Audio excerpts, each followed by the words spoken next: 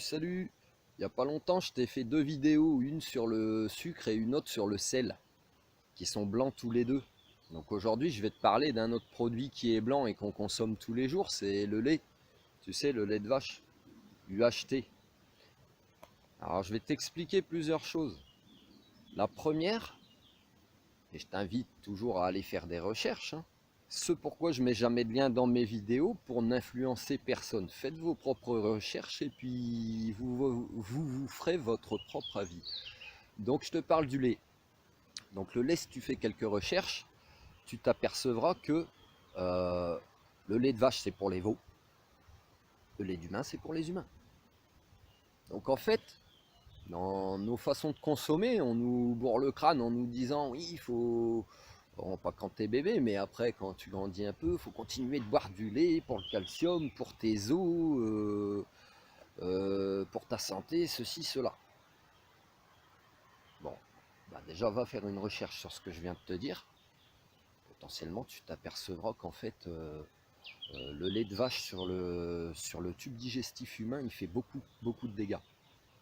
C'est-à-dire que tu vas le boire et en fait il va abîmer ta flore intestinale qui te permet de bien digérer, etc., de bien faire son travail de filtration, etc.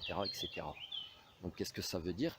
Bah, ça veut dire que tu vas prendre du lait pendant plusieurs années de ta vie, donc tu vas t'empoisonner. Tu vas t'empoisonner. Eh ouais. Donc après, pose-toi deux, trois questions. Pourquoi plus tard, quand les gens ils sont âgés, ils attrapent des cancers du côlon? Ou pourquoi ils ont de l'ostéoporose, cette maladie des os qui rend les os poreux, alors qu'on nous a dit de boire du lait pour le calcium, pour renforcer nos os. Donc il y a contradiction là. Voilà. Et puis je t'invite aussi à aller voir ce que ça veut dire UHT sur le lait.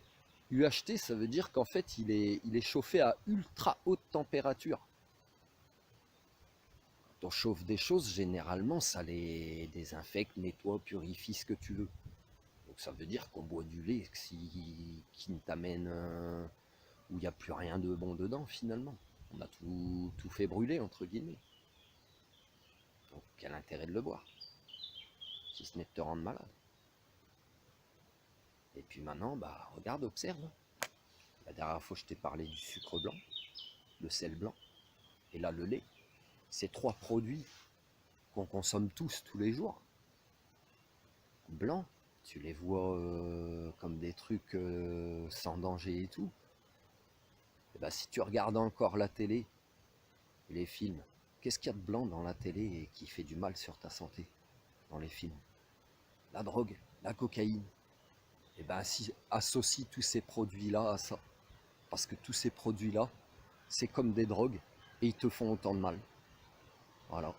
Je te laisse méditer et faire tes recherches. Et puis je t'invite aussi à faire le test.